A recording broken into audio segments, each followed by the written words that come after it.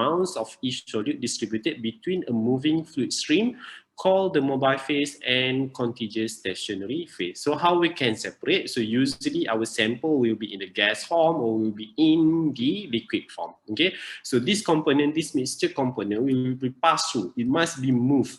It must be moving. These components, these mixture components must be moving, and then attached with this stationary phase, pass through into a particular part, moving into a particular part, which is the stationary phase, so that it can be separated. How it can be separated? Because it's involved the what we call the attraction between the molecules and also the stationary phase. So when involve the attraction, so it will slow down throughout. When you move inside the stationary phase, it will have the attraction. So those who have more attraction, they will slow down. Those who have less attraction will move faster. Okay, so then they have two components are very important, the mobile phase and also the stationary phase. The mobile phase usually are the solvents that we mix together with our samples, that will bring in our samples. We will put in, we will mix together with our sample and bring our sample into the stationary phase.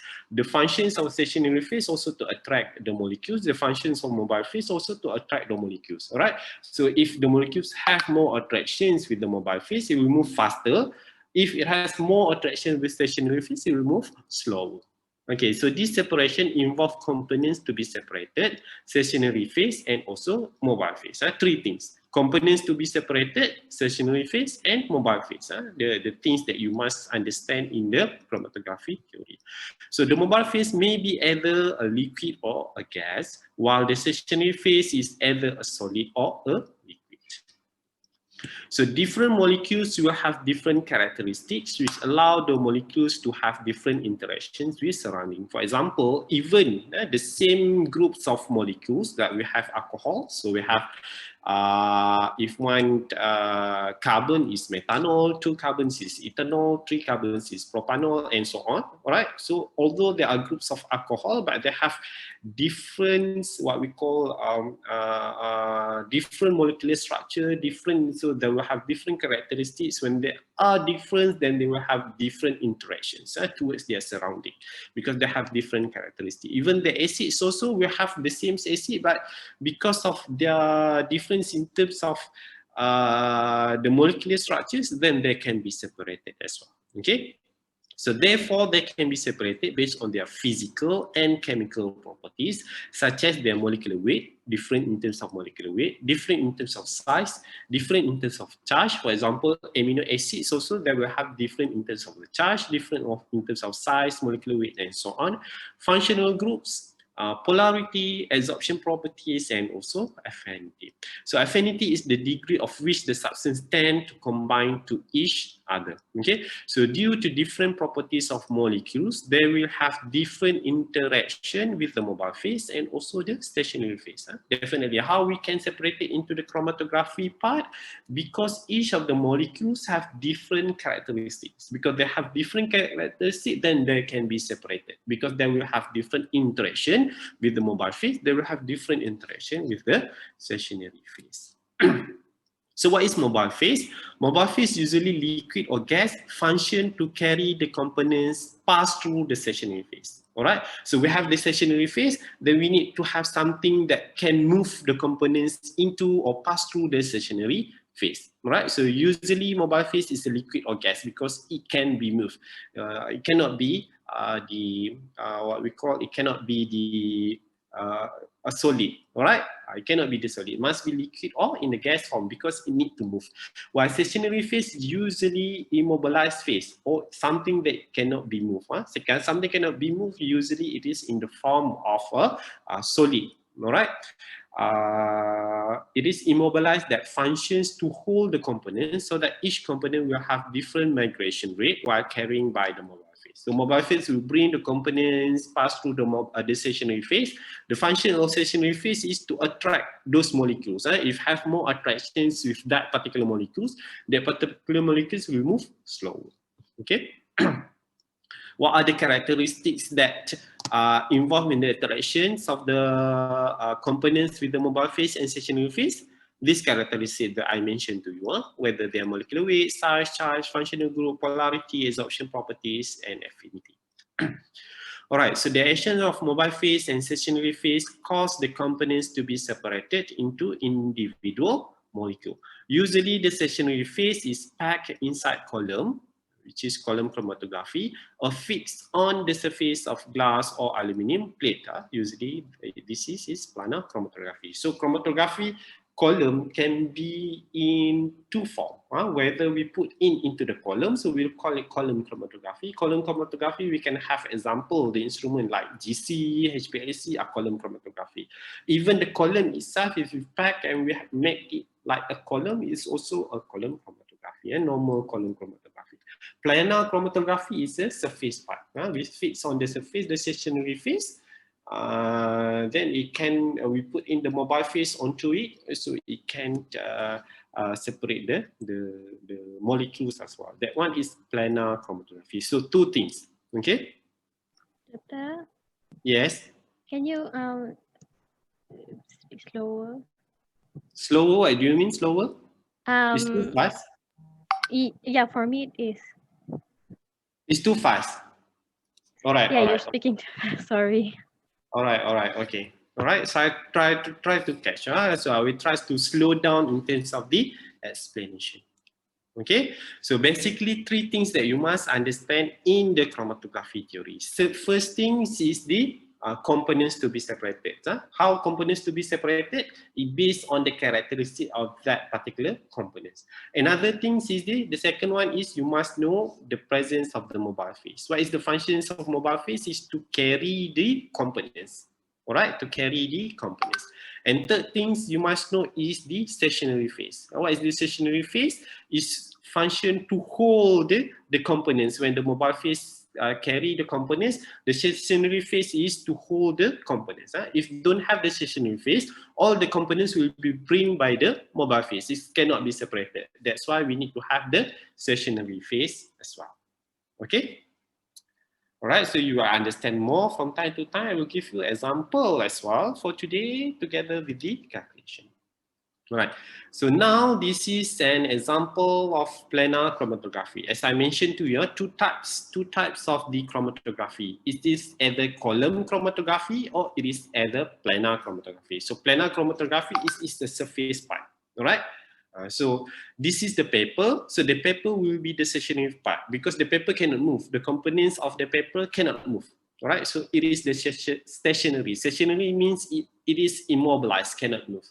While the mobile phase means something that is moving. Functions of mobile phase to carry the components. Okay. So for example, we put in mixtures of the components here.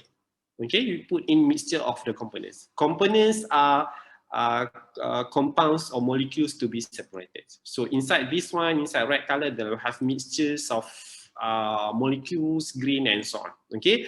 Then the down here is the solvent. So when we put in, the solvent will be absorbed into the stationary phase. So when it's absorbed and move forward, so you will carry together the components. Right? You will carry together the components, then the components will be moved together with the mobile phase, then they will have the attractions. If they have more attraction with mobile phase, they will move faster. If they have more attraction with the stationary phase, they will move slower. So down here, those who are down here have more attraction with stationary phase. Up here, have more attraction with the mobile phase. That's why these components can be separated. Same thing when we apply to the column chromatography. So column chromatography is when we pack the stationary phase into the column. Right. So this is the normal column chromatography. Here. We don't have any other instrument. We just pack into the column, the stationary phase, and then we put in the solvent from the top. From the top, we put in the solvent, and then we put in the components. When we put in the components will be migrate into the stationary phase. Why it can migrate? Because the presence of the mobile phase. The mobile phase will carry the components, pass through the stationary phase, then these components can be separated. All right. So this is normal or what we call the laboratory parts of the column chromatography. The column, usually we can pack this one for simple experiment and so on. So this particular, what we call particular things can be applied into an advanced instrument. So we make the column for HPLC. Same things. This is the stationary phase. Stationary phase. The things that we pack into the column. So the column is the stationary phase. So when we apply the solvent pass through inside this one together with the components to be separated, it will be moved inside and then it can be separated. While this is the GC. This one is capillary column. It is very small, very micro size. So the components will be passed through, migrate along the way of this GC column. Okay, so later on we learn on the instruments of HVAC as well as the instruments of GC. Next, okay, class. Next is the classifications of chromatography. So just now, okay, you already know about how the part of the how we class chromatography parts. It is whether based on planar, based on column. How it based on planar, on how the stationary is being packed. If packed on the surface, this is planar chromatography. It's packed into the column, it is a column chromatography. It can also be classified into based on separation. We have like adsorption, we have like partition, we have ion exchange, we have size exclusion. So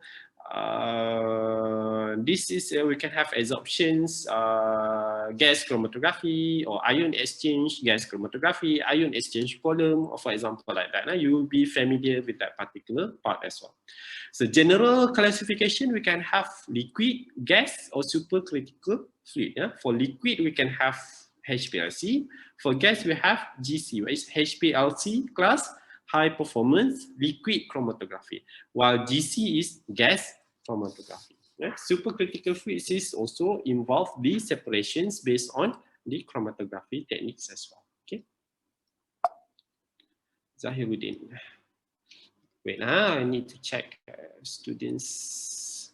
Where are the participants?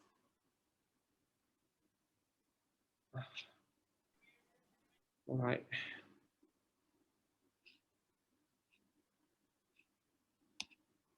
Hold on. Those who just coming, please make sure you record your attendance inside the Putra Blast, okay?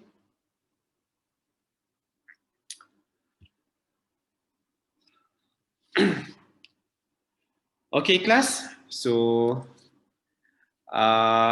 so far, do you have any questions? I can check through the what we call the chat. If you have any, ada soalan so far? Okay. Three things that you must understand. The components to be separated, the mobile phase, and the stationary phase. Okay. All right. So shall we continue? Okay. Because after this, we will have some of the activities, but I think that the notes already been there. If you go through, so you should understand this one. Okay. So now is the separation principle. How the components are being separated in through the chromatography applications, right? So after the samples loaded on the top of the column containing stationary phase, the mobile phase is added to flow pass through the stationary phase. Mobile phase will carry the sample, whereby individual components interact with stationary phase at different degrees. Okay, so this is same things that I mentioned to you just now. So this is the column. So inside the column, what is inside the column? It is a stationary phase. So inside the column is a stationary phase. All right, so please stay with me and I try to understand. Okay, so inside the column is the stationary phase. Stationary phase usually is solid particles, components. It can be gel, it can be anything that can hold some things in terms of the size and so on. From time to time, we will know that one. So this is the stationary phase. So then what will happen is we need to pass through the mobile phase. So we must add in the mobile phase so that the mobile phase will keep on moving. So the mobile phase must keep on moving, all right? So this, if like this one, how the mobile phase is moving based on the gravitational force. So the mobile phase will go down. So after that, after the mobile phase is keep on going, so we can load in the sample. So once we load in the sample, the mobile phase will force the samples to move pass through the stationary phase. So same again, the sample will have the interaction with the mobile phase. The samples also will have the interaction with the stationary phase. If it has more interaction with the mobile phase, it will move faster. If it has more interaction with the stationary phase, it will move slower.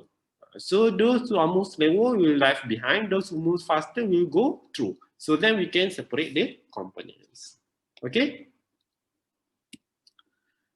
Where is it? All right. Okay. So the distribution equilibrium between sample components with stationary phase and mobile phase is described by the distribution constant. So this is distribution constants. This is the concentrations of the stationary phase, and this is the concentrations of the mobile phase. Where x is concentrations of concentrations of the components in the stationary phase, and this is concentrations of components in the mobile phase. So as the sample travel, component X, right? So as the sample travel, component X, the red color, and Y, yellow, will be partitioned between stationary phase and mobile phase. If there is huge difference in Kc, meaning that the distribution constant, Y will be associated with the matrix and remain on the top of the column, where X will move along with the mobile phase. At the end of the chromatography process, X will come out first, whereas Y will come out last. All right. So the reasons why X have more attraction with the mobile phase, while Y have more attraction with the stationary phase, because they have huge different in terms of the characteristic. That's why their distribution constant is very high, because they can be easily separated. All right. If the distribution constant is low, then meaning that it is not easy to be separated.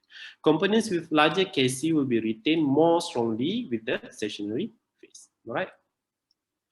So retention time, the time between, all right, so from the chromatography theory, another things that you need to know is the retention time, because why? When we have the results, we will see the retention time. So what is the informations behind the retention time?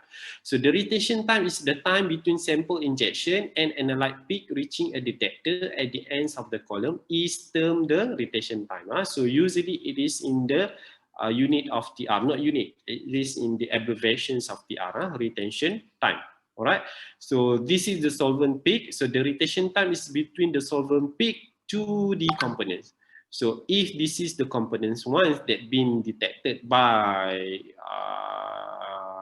detector, or this is the components one that have been separated. So this is the TR1. This will come out later. So this is TR1, so this is the TR2, uncorrected, because we must measure from the solvent peak. So this is the corrected, what we call the correct, not the correct. So usually when you inject into the HPLC or into a GC, they will have the solvent peak.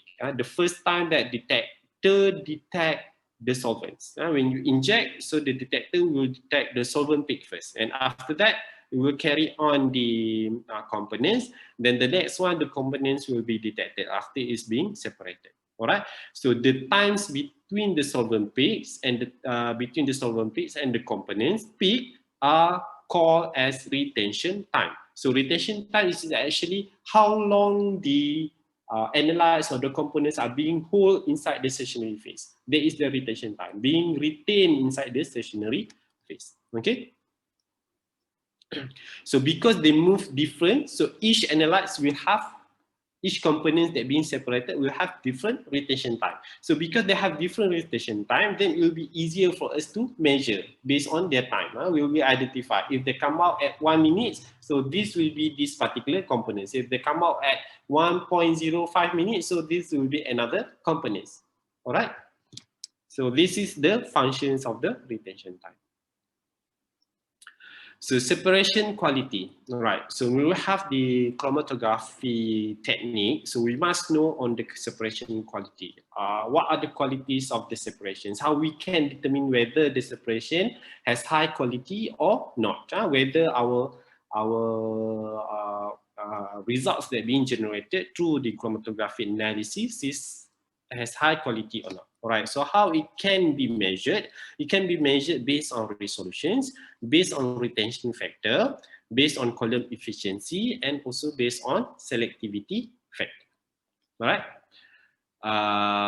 So we take 2-minute breaks before we move on to this one, because it will be more like theoretical behind that, so that you have to understand. So I stop sharing for a while. Come back to you guys. All right. So it's very difficult. So usually in class, I will ask the student come back. So what they have understands and so on. This one is quite difficult in terms of the interaction. But somehow we cannot do anything. So you must always try to capture my voice from time to time. So far, do you have anything? Okay, so far so good. I can't open the QR code for attendance.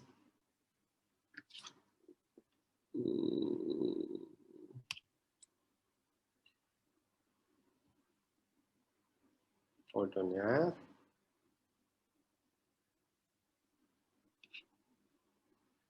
Aisha, Zahiruddin, and Gaurav not yet here. Hold on.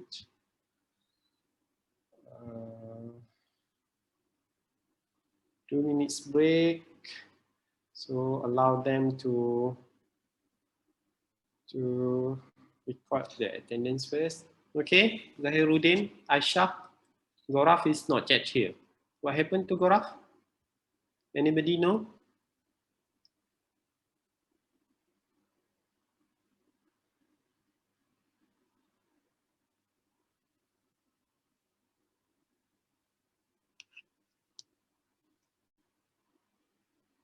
Doctor, I have a question. Yes.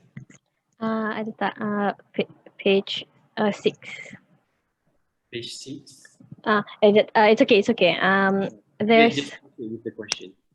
the conventional column dengan paper chromatography kan. Both are chromatographies. Tapi one tadi doktor cakap untuk conventional column tu dia guna gravitational force kan. Kalau paper chromatography dia ke atas. So what force dia guna? Absorption force.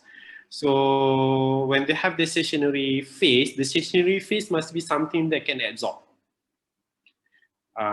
If from down to up, right? That's a good question. So from down to up, so we put in, for example, we have tissue paper or we have the paper.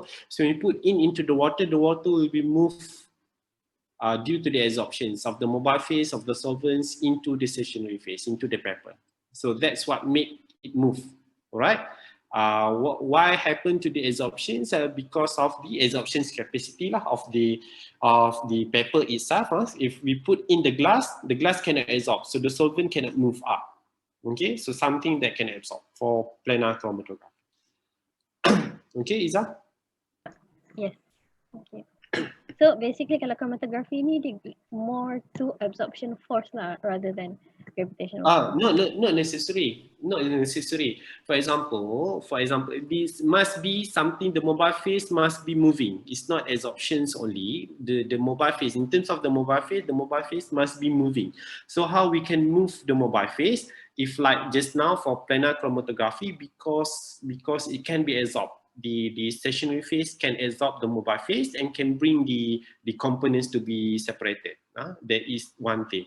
If for the column chromatography, how we can move the mobile phase is we put in from the top to the bottom, so we will move. But that one will be slow. If we have the conventional column chromatography, the gravitational force will force the mobile phase quite slow. All right. So how we want to make it faster? We put in the pump. We put in the pump into the instruments. We put in the pump. We will force faster. All right. So you don't have the absorptions and so on. You faster in terms of the mobile phase, how we move the mobile phase, how we make sure that the mobile phase is moving. All right. So when we put in the pump, we call it high performance liquid chromatography. Or another thing, if we put in the gas, if the gas, the normal gas, it cannot pass through, simply pass through, so we have to put in the pressure from the gas tank. So the pressure from the gas tank will move, pass through the stationary phase. So it will have the mobile phase that is moving, okay? While the interactions of the components with the mobile phase, the interactions of the components with the stationary phase can due to the different what we call phenomenon, different kinds of what we call different kinds of attractions due to the absorption capacity, due to the affinity, due to the molecular weight characteristics of different molecular weights, then they have different attraction due to the characteristic of the polarity. For example, the mobile phase is polar, so we attract more to the polar substance to be attracted with the mobile phase. For example, like that. So we must know the characteristics of the mobile phase, we must know the characteristic of the components, we must know the characteristic of the stationary phase. And how they are being interacted. All right, so shall we move to the next one? Zahiruddin, you can record your attendance. Yes, Doctor. Thank you. All right.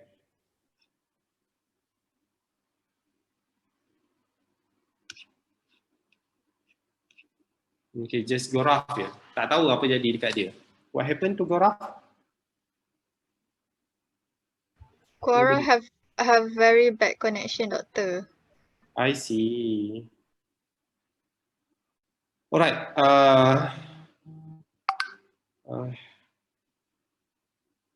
Stop share. Let me share again on the slides.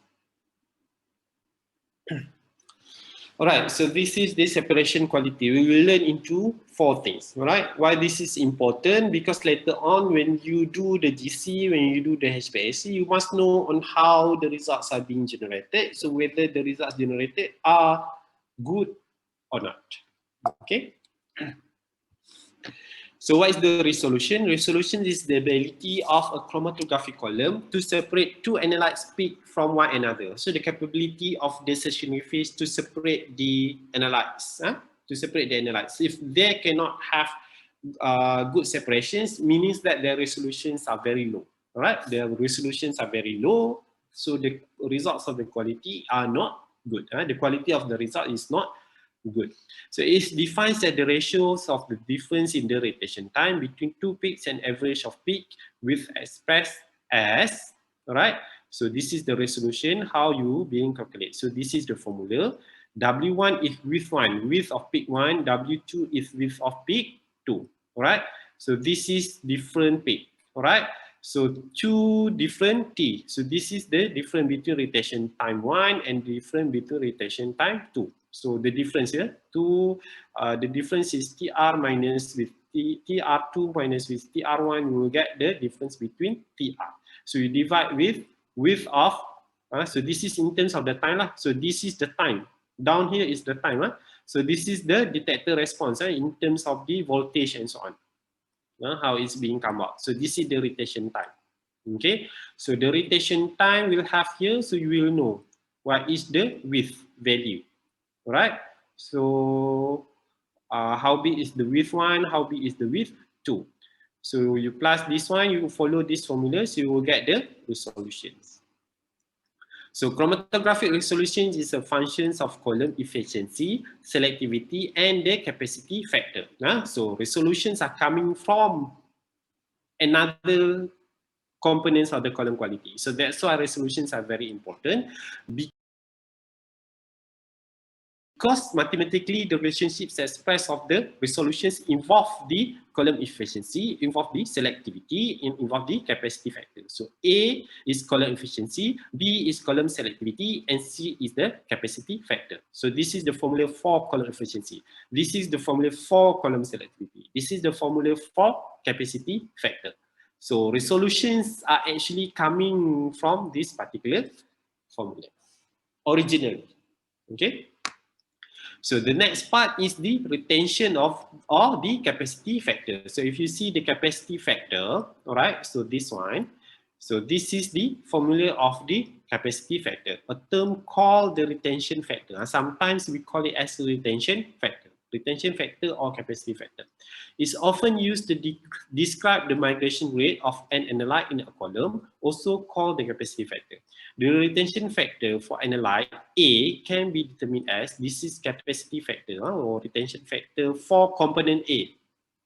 The difference between Tm minus Tr, Tm is mobile phase just now, solvent, or you go for Tr only. Tr minus Tm divided by Tm. Okay, where is it?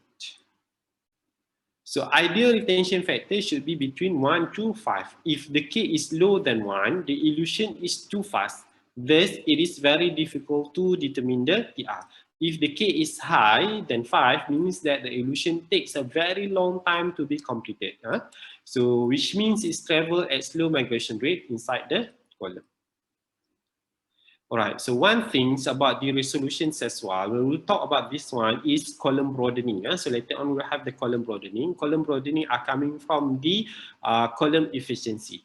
Alright, so this column broadening, if it moves too slow, so the column, the peak will be very big. The width will be very big. The peak width is very big. So this is not very sharp. It is not very sharp. It's too big. So the resolution is very low. Sometimes the width will be combined together with the another and light. So it's very difficult to determine. And it will interfere as well the area, the amounts, the concentrations that we can determine the analyzer. They will, what we call, it can interfere our results as well, right? So you must understand the resolutions is very important. So how the resolution is very important, because it's involved another kinds of the column chromatography quality, column quality.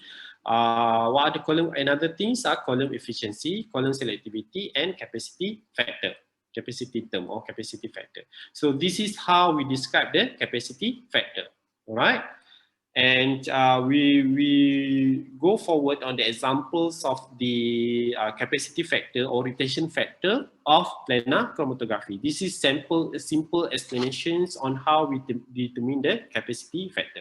So retention factor in planar chromatography described as distance the solute D1 move divided by the distance traveled by the solvent front. Okay, so this is the solvent front.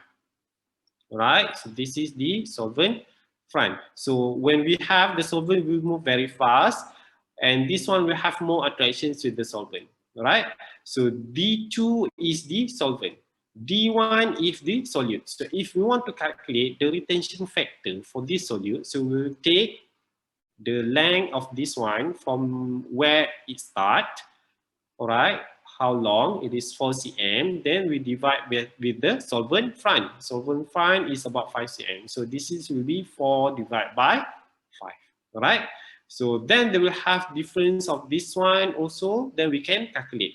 So those who have similar retention factor or same retention time, then they will have same value. So this is 3 for component B and component U. All right, component B and component U. For this one, they have same retention time. All right, so we will calculate, they will have. So most probably there are 2 similar components.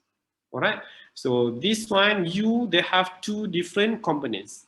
All right, so 2 different components of U are coming from similar. This one may be similar with the C. This one may be similar with the B. All right, so U consists of B mixture of B and C. Then we can separate. So we can identify. If we know what are the components of C, then U consists of component of C and components of B. All right, so this retention factor is important in order for us to determine the values of the components, the identity of the components. If the RF value for the unknown compound is close or the same as RF value of the known compound, then the 2 compounds are most likely similar or identical. We cannot finalize it, because if we are using the what we call the planar chromatography, unless we already understand the components, the mixture component itself, then we can determine. Those who have identical, then most probably there are similar compounds. But if something that is still that we do not know what are there, then we can assume only. So when we assume they have that kind of characteristic, then we need to further analyze using other instruments. Okay, the next one is selectivity factor. How the components are being selected. So the selectivity factor between two analytes can be calculated from the retention factor. All right. So this is the symbol for selectivity factor. So when calculating the selectivity factor, species A elutes faster than species B, the selectivity factor is always greater than 1. Right. So this is the capacity factor of 2, capacity factor of a component 2, capacity factor of component 1. So we need to calculate the capacity factor first, all right, in order to determine the selectivity factor. All right, capacity factor. How to determine the capacity factor of this one? This is how we determine the capacity factor, Ka. So this is how we determine the selectivity factor. Okay. So consider that K2 is KB, Ka is K1. Okay. So this is formula of capacity factor. Same things. T0 means that T solvent, or if they have the solvent peak, then we can start from the 0 injection. Okay. Next is band broadening and column efficiency. Like I mentioned to you just now, when we have the column efficiency, we'll base on the band broadening. So if the width is too big, so it's very difficult to be separated. So it is not well separated. If it's not well separated, so the column efficiency is very low. All right, it's not well separated. The column efficiency is very low. So it is important to obtain optimal separation, sharp and symmetrical chromatography peaks for an accurate analysis. If we obtain these kinds of peak, it's very high, it's very broadened in terms of the width. So meaning that the analysis might not be so high quality. Sometimes it can be not really accurate. So in order to obtain an accurate analysis, we must have these kinds of spectrum. It's very sharp and well separated, all right? So this is very sharp and well separated. This is well separated as well. We can identify, we can see that the two components are well separated, but however, it is broadened. The width is too broad, too big, okay? So the column resolutions are very low. Why the resolutions are very low? Because the column efficiency is not so good due to the band broadening. While this one, if you see this one is very sharp. All right, so this one is very sharp. It has low selectivity. Why it has low selectivity? Because it is not well separated. All right, but this one is high efficiency because why? It's very sharp, but not well separated. This one low efficiency and low selectivity. All right, so this one has low efficiency, but both of them have high selectivity. All right, both of them have low selectivity, but this one is very still efficient because they are well separated, because they are very sharp, okay, but not separated. So if faced with the problem of improving resolution, a chromatographer should first examine the efficiency of the column. And efficient columns keeps the bands from spreading and give narrow peaks. If the column is good, then it will give high efficiency. So in column chromatography, each thin plan of column metric participate in distributions of the molecules. Height of the theoretical plate and length of column is L, hence the number of plate. All right, okay, I go through. If we read through, you might very difficult to understand. Okay, so in terms of the column efficiency or band broadening, how we determine it based on the theoretical plate. All right, so inside the column, we pack the column, so theoretically it will have the layers. Why it can separate the samples? Because the samples is actually moved into the layers, theoretical plate, into the layers inside the column. It's actually not the layer, but theoretically we think that way. Then we have the band. And that band will generate it in terms of the peak, in terms of the peak. Okay, so if we see the colors inside the column, it will form the band. All right, but at the end of the process, after it be detected, so it will come out in terms of the peak. Okay, so if the band is big, means that theoretical plate is very high. If theoretical plate is very high, then the column efficiency is not that good. So how we can determine the theoretical plate is based on the length of the column. We must have the measurement in the length of the column. H, and the length of the column is L, and the number of plate, theoretical plate number is H, and the number of plate is N. So we must know these particular informations. We must know this particular information, so we can determine the number of plate. So how we can determine number of plate? If we have the results of this one, right? So which one have high selectivity, have high efficiency? All right, no, this is not selectivity because not two components, have high efficiency. So we can see that this one has high efficiency. Why? Because it is very sharp. How we can determine this one? The N. We must determine the N, the number of plate. How we can determine this one is based on this formula. So TR is the time, retention time. TR is the retention time. Width is the size. If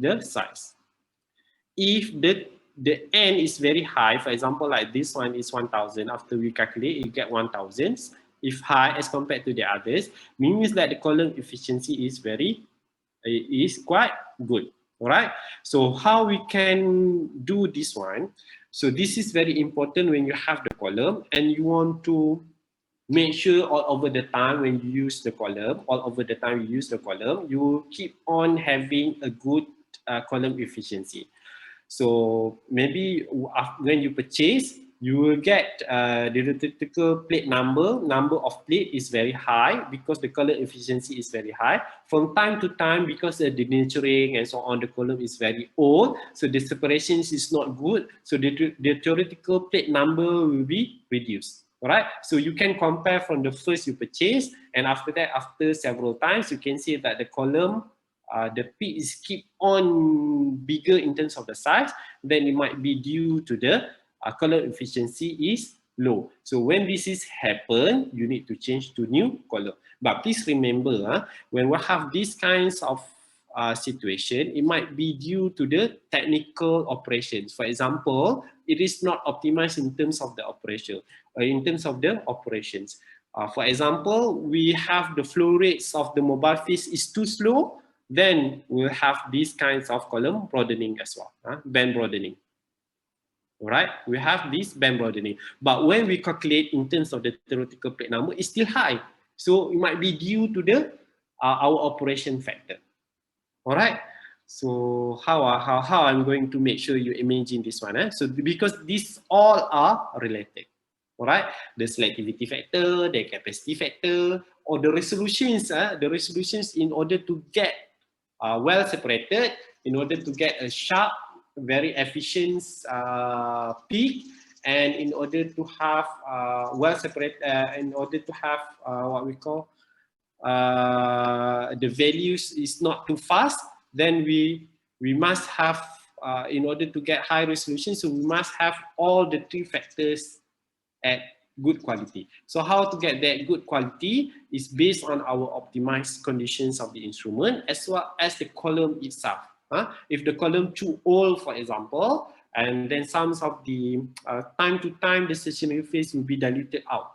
So then they will have the efficiencies of the column to separate is lower, then we're coming out to the low resolutions.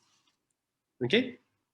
Now that is in terms of the imaginations, but in terms of the calculation, in order for you to calculate the number of plate, the N, so this is the formula. How you can calculate?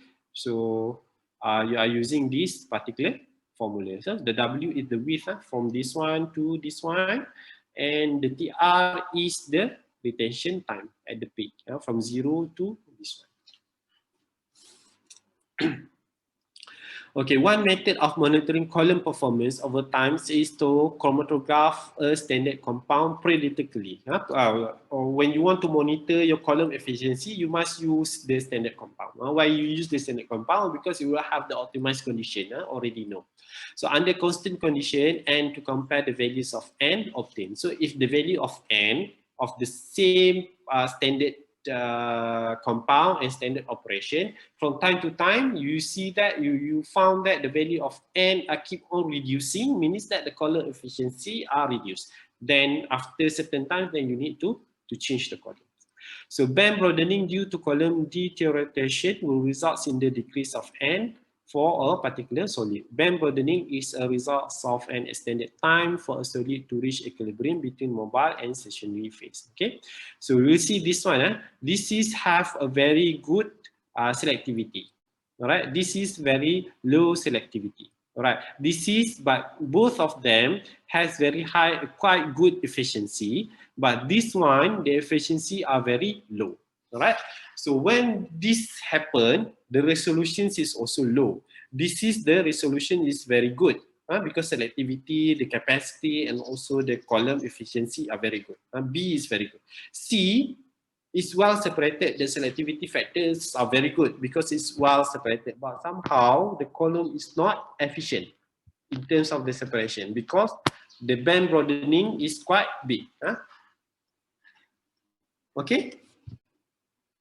So this is poor resolution due to the poor selectivity. Poor selectivity means that the samples cannot be separated well. This is the color efficiency problem. Next, qualitative and quantitative measurement. So when we have the chromatography, we can do two things. The qualitative or quantitative. Qualitative means that we want to identify what kinds of compounds, right? So what kind of compound based on same things. This is an example. This is more on qualitative measurement. Identify what kinds of compound, what types of compounds. There is a qualitative. How we measure the qualitative is based on the retention time. For example, when we inject the standard, into the column, chromatography, we inject the standard and then it will come out at 2 minutes. And then we inject mixture of samples, right? We inject mixture of samples and then we find which molecules are coming out at 2 minutes. If there is molecules coming out at 2 minutes, that particular compounds that coming out at 2 minutes are similar to the standard. If we are using the standard cis glucose, so those who are coming out 2 minutes can be considered as glucose. So however, different compound may still have same TR, it can be still identified by spike unknown with known compound by check the peak height should be increased using diode array of fluorescence of mass spectrophotometer detector. Right. So usually this is usually not happening. So when we want to analyze the result, analyze the sample, at least we know the background of the sample. So where the sample coming from? It is plant materials, which parts of plant materials is it from the fruit? At least we already know the backgrounds of the sample.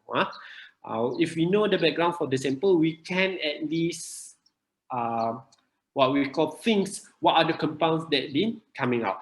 If the samples are totally unknown, when it coming out, so we need to analyze many times. So when it's, because sometimes similar compounds, sometimes different compounds, they will have similar retention time. All right. For example, I analyze the acids and I analyze the alcohols as well. Acids A coming at 2 minutes, alcohol F coming at 2 minutes as well. All right. So, but there are differences actually. But because when we do the analysis, they still can be separated and they're coming out at similar retention time.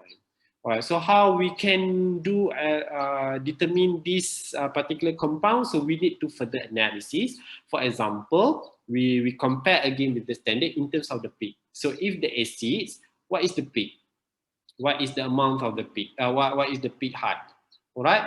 If alcohol, what is the peak height? Again, when we inject separately in terms of the standard. So we can compare. Or otherwise, we can use mass spectrophotometer. So we pass through the separations, go to the detector. Detector will automatically analyze what is the compounds based on mass spectrophotometry that you have been presented before this many times. Okay. All right, so this is an examples of the results. Actually, this is the results generated for my PhD study. Last time I'm using very old GC and it's still using the manual chromatograph. It's not the computer generated. So all the information I need to key in into the computer and analyze it. All right, so this is from the samples. All right, so this is from the samples. When we inject into the GC, it will coming out several peaks. Most of the peaks. This is from the fermentation sample. So from the fermentation sample, because I already know when I conduct these kinds of fermentation, what are the compounds that will be generated. So this is more likely on the quantitative measurement. All right. But qualitative is we want to identify. For example, this is the acetone, ethanol, butanol, acetic, and butyrate. How I determine this one is based, I inject first. If I know I want to do this one is butanol, I inject butanol only into the GC. Then the butanol will coming out at 2.14. So when I inject the sample, those who are coming out at particular retention time is considered as butanol. Right? Same goes to the other things. Acetic acid. So I inject the acetic acid sample first into the GC. Then the GC will analyze it coming out at that particular retention time. So when I inject the sample, then I already know. So this peak is actually referring to the acetic acid. So based on the GC chromatograph, so this is for your part.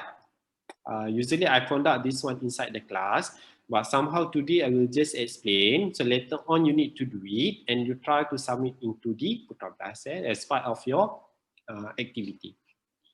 So state the TR for all the label compounds. You need to state the TR for all the labels compounds. So why butanol has higher retention than ethanol and propanol? So you need to explain this one. So you see this one, butanol are coming later. This one are coming faster. Because retention time are lower. So why butanol has higher retention time as compared to the ethanol and also propanol? Okay. So what is the functions of propanol as internal standard? Okay, so inside this one, we also have the internal standards called propanol. So what is the functions of propanol? So this is not from the samples, also what is the functions of internal standards. So calculate selectivity factor between analyte butanol and also propanol. Explain whether they have good or bad selectivity factor. So just now I already showed to you the selectivity, how to calculate the selectivity factor. So now this is an example, real results. So what you need to do is you calculate the selectivity factor between the propanol and also the butanol. So after you calculate, you examine whether they have good selectivity. Based on the results, it should have a good selectivity factor. But you examine based on calculation whether they have good selectivity factor or not. All right. Okay, next one is quantitative. Quantification involves measuring peak height, area, or mass and comparing this data with those for standards of known concentration. Definitely, when we have the chromatography, we're using the chromatography, we need to have the standards. The standards for two. One is for the qualitative. Qualitative is based on the retention time. If this particular compound coming out that particular time, so we identify based on our samples. Our samples based on our standards. Our sample coming out similar times with the standard, then we will know. Another thing is quantitative is based, we need to have the standards also based on peak height or peak area. So usually when we have, the results, this is peak height, right? Peak height also can be measured. This is the area. This one not informing the peak height. So this is based on peak area only, right? So usually when we have the peak, so this is peak height or peak area. Peak area is calculated, the area is inside this one. If you have GC or HPLC, it will be calculated automatically by the detector. It will coming out the results like this. I mentioned to you peak area or peak height. Sometimes you can use peak height, sometimes you can use peak area. All right. So in order for you to calculate, to quantify the concentration, we will talk about quantitative is to quantify the concentration. All right. So based on this peak area or peak height, okay, we will have the samples after this. Okay. Then what you need to do after you have the values of peak area, what you need to do, you need to inject the standard first. The standard is something that you already know. You already know what is the compound, you already know what is the concentration. And if you want to prepare the standard curve, you need to have different standard concentrations, all right, different concentrations of that particular standard. For example, you prepare 0.2 milligram per liter, gram per liter, 0.4 gram per liter, 0.6 gram per liter, then you inject one by one for each different concentration, then you will plot the standard. How you plot the standard curve is based on the area, because the results of the GC or HPLC, they will come out in terms of the area, all right, or the peak, the area or the peak, all right. So you will plot the concentrations with the peak height or peak area to come up with the standard curve. Alright, so same thing, if the system has been standardized, data from external or internal standard can be used to calculate and analyze concentration. Do you need to prepare a standard curve of known sample in order to quantify the concentration of unknown sample? I think I already answered for my lecture just now. Do you need to prepare? So definitely, you need to prepare the standard curve. All right, so this is how you prepare the standard curve. This is the information that I obtained, original data from HPLC when I do the analysis in Korea University last time, okay, for glucose. So I have the glucose standard. So the glucose, I inject different concentration, 0.1, 0.5, 1, 1.5, 2 until 4. So what is the coming out from the results from the HPLC? They will give the peak area and peak height. Basically, there is no difference for this particular part.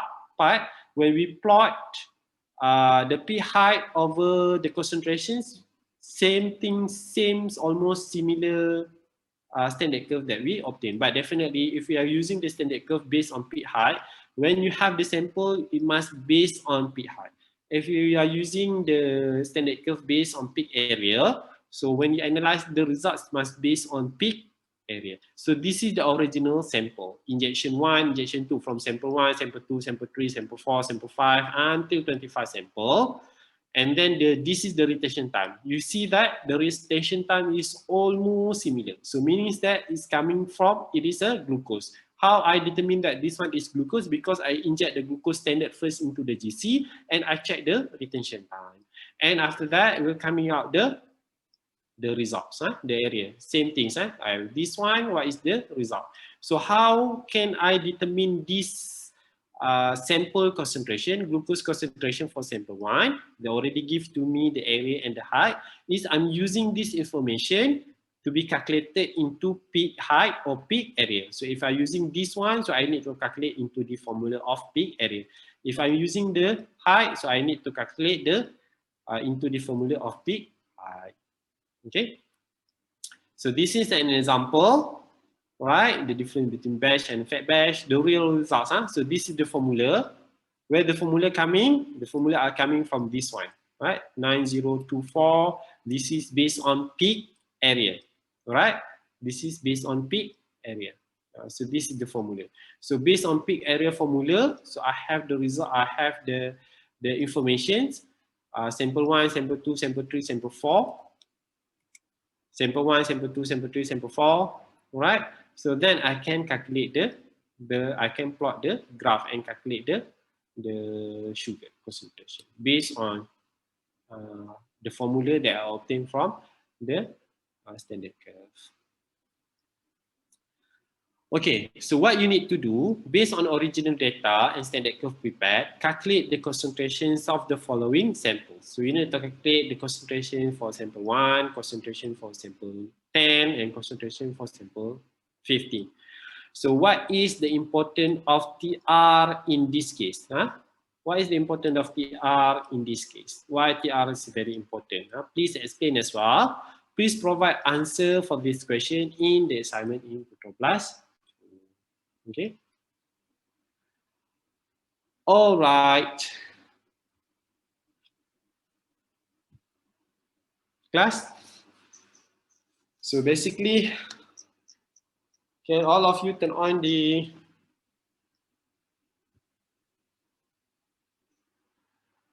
camera? We try to recap what we learned for today. I think quite a lot, Quite a lot. Terbakar tak kepala? Ke okey je? Berasap tak? Rasap lah juga doktor. Berasap juga.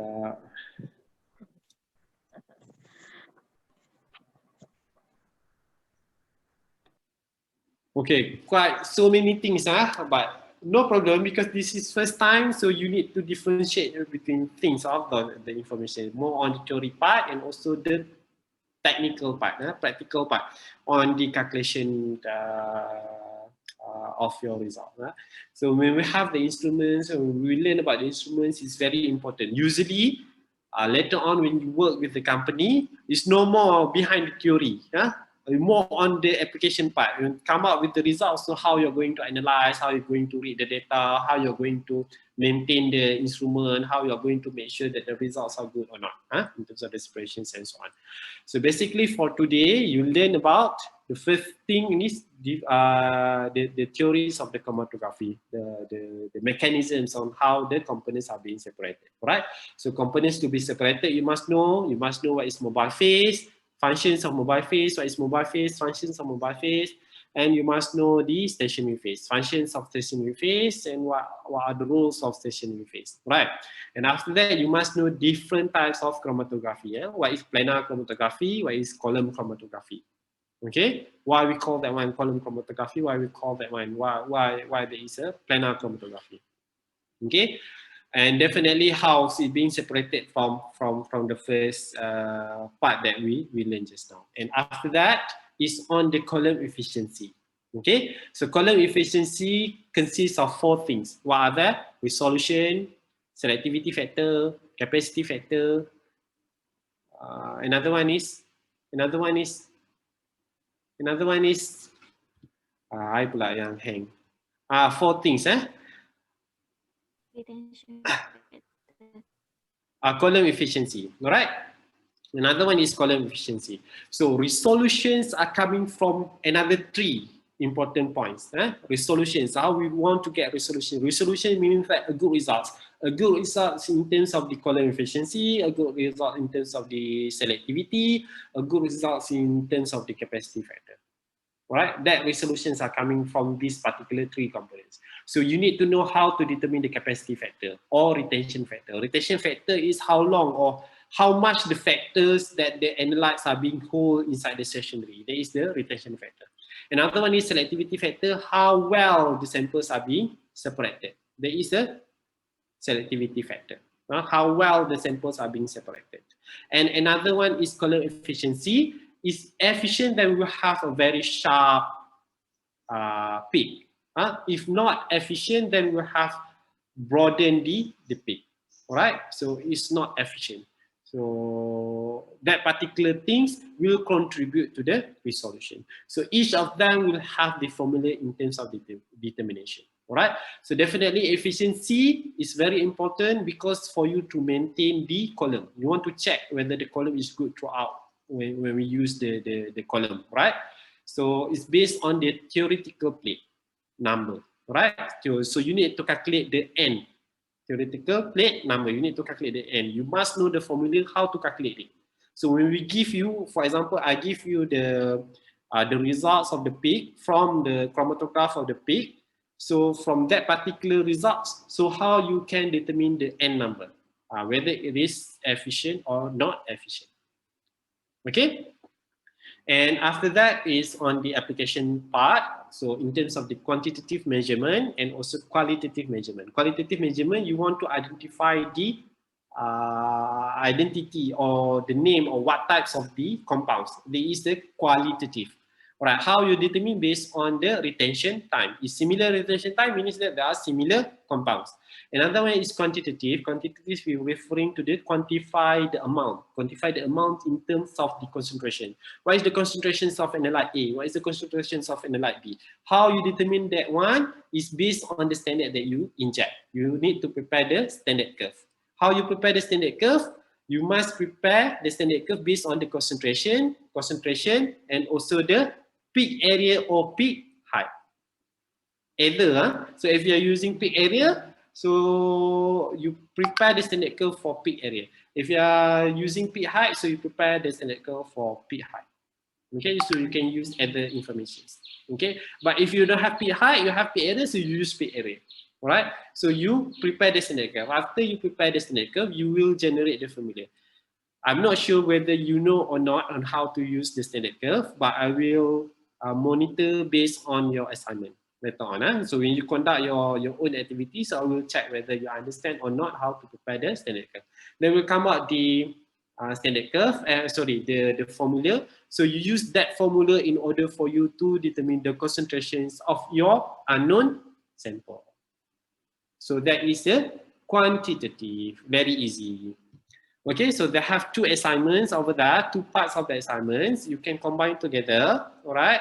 And then I will prepare on the assignment part inside the Protoblast, so you will submit definitely within 1 week. So by next week, I hope that all of you already submitted before the class so that I can check, then we can discuss from the class during the class as well.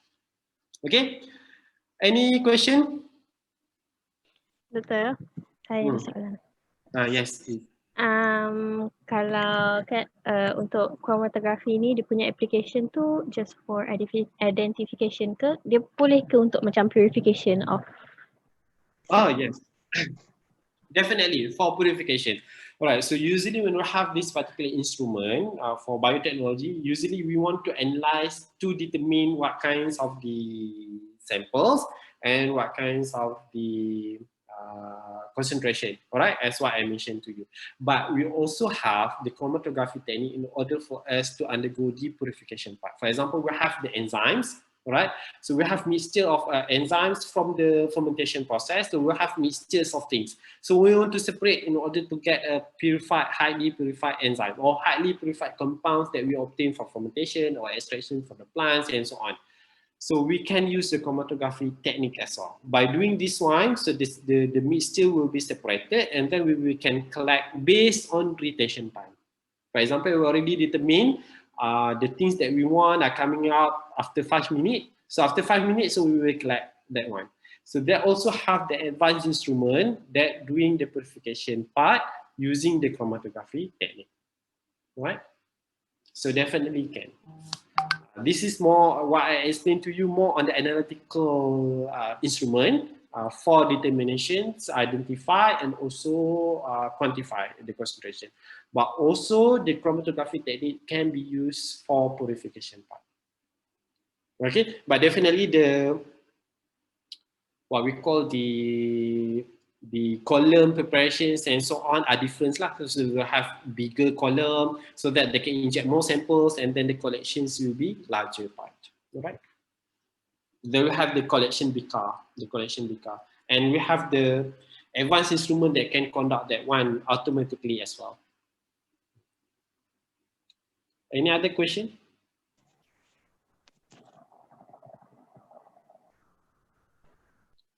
Clear, basically when people come and talk with you the chromatography, at least you can imagine, you can understand what is the chromatography. Yeah? Ada mobile phase, ada stationary phase, how the components are being separated. If you see the peak, you also know, oh, this peak are coming out from the column chromatography. So this peak is not good because the efficiency is too bad. The peak is too broadened, for example. You can analyze that one, at least. All right? Okay, so I hope all of you clear. We have chat here. Wants to admit in, huh?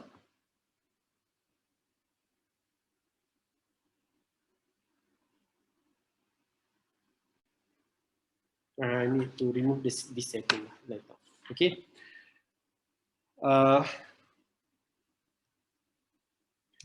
Doktor, saya sebenarnya ada lagi satu soalan, boleh ke? Boleh. Go ahead. Ada tak yang band broadening dengan column efficiency ni? Saya kurang faham bahagian peaks tu. Dia kan rapat kan, tapi dia still tinggi. So dia boleh separate efficiently, tapi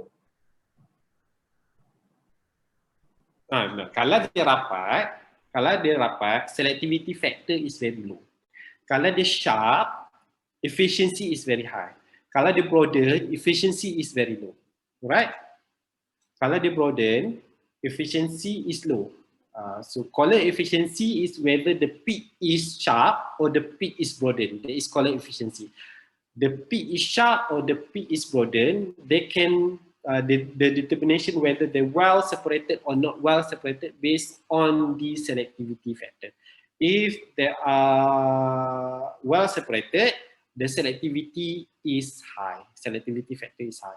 If they combine together, rapat, you can see two peaks but they almost combine together, the selectivity factor is not good. Alright, but although they almost combine together, but they're very sharp, means that the efficiency is very good. Alright, means that the column efficiency is good lah, but somehow the selectivity factor is low. Why the selectivity factor is low? They can coming out from many environmental conditions. For example, our column itself, the conditions of operating the instruments is not optimized. For example, the flow rate is too fast. When flow rate is too fast, they don't have enough time to separate. So that's why they combine. But technically, the column itself still have high efficiency. Right? But because of the flow rate is too fast, then they combine together. Okay, so the column broadening, so the column efficiency, you see the peak, whether the peak is sharp or the peak is not sharp. If peak is sharp, means that high efficiency. If peak is not sharp, means that low efficiency. Okay. Betul nak tanya. Yang mana satu ni? Yang ni. Okay. Saya nak tanya, for every component to be analysed kan memang kena ada standard solvent for each component tu? Yes. For example, just now I mentioned to you, right? I have acetone, I have ethanol, I have butanol, acetic acid, butyric acid. Those components I want to measure from my experiment. Inside my experiment, I want to measure that components, how many concentrations, how much is the concentration. Then I need to prepare the standard for acetone, I need to prepare the standards for ethanol, not only standard in terms of determinations, quantitative determination, but quantify as well. So I need to prepare the standard curve for each of the components. All right. So yeah, we need to do that. Okay. So but basically, when you want to analyze, very rare lah, something happening like me. Usually, it's either one or two compounds only that you want to analyze. For example, you're having this particular sample, you want to analyze how many percentage of the alcohol presence inside these samples, for example, like that. Okay. But if you have many components that you want to analyze, you have to do all the standards for each of the components. If you have 10, then you need to prepare 10 standard curve. And when using this analytical instrument, when you prepare the standard curve, it's not only one time. Every time when you want to do the analysis, you need to prepare the standards. Every time, for example, you do the sets of experiment, you're running for 2 days. Next week, you want to run again, so you need to prepare the standard curve again. Why? Because from time to time, the column might be broadened, the column efficiency might be reduced, so they will interfere the result. So you need to inject again. Okay. Faham. Doktor, kalau macam ada banyak komponen, lepas tu nanti standard solvent tu dia inject sekali ke? Semua dalam satu run? Ke kena buat separate untuk determine separate component? Yes, kena buat separate. Standard curve tu kena buat separate. Kalau acetone, kena buat acetone sahaja.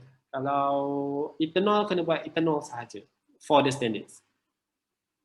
You can do it together. No, the calculation will be tedious. right? The calculation will be definitely tedious. I don't want you to do that. You can, but the calculation part, because when you mix the acetone and ethanol together with the solvents, so the density are different. The density of them are different. So later on, you need to calculate over the densities and so on in order to obtain an accurate value. Because a slight difference in terms of the proportions of standard, you will give different results to your experiments. So you have to do it one by one. Thank you, Doctor. All right. Okay, so later on in terms of the application part, we will learn more, almost similar things, but more on the instrumentation part for GC, and after that HPLC. Okay. So if there is no more, I will meet you again on the practical part, but I'm not yet finalized since this is first time I'm handling the practical online. So I'm not sure whether I want to show you first and after that you go back and do it, or I will just put in inside the Putrablast and then try to check on how you're going to do that one. Okay, so I will keep on inform you whether you need to have a meeting on the practical sessions or not. Okay, so otherwise please keep in touch into the Putrablast. If there is no more class, I think that's all from me for today. You can go for your lunch now. Okay, tak ada apa-apa. That's all. Bye-bye. Thank you, Doctor. Bye. Thank you, Doctor. Thank you, Doctor. Bye. Bye. Thank you, Doctor. Sama.